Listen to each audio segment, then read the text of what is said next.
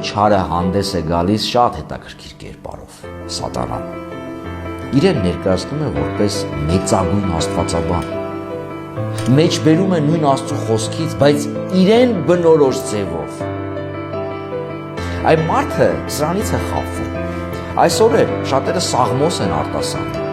շատերը Սուրբ Գիրք են ցիտում, բայց ցիտում են իրենց պատկերացմամբ, իրենց մեկնաբանությամբ, չարամիտ կերպով շատ հաճախ։ Սատանան այստեղ աստվածաբան է հանդես գալիս, Սաղմոսից մեջբերում է անում,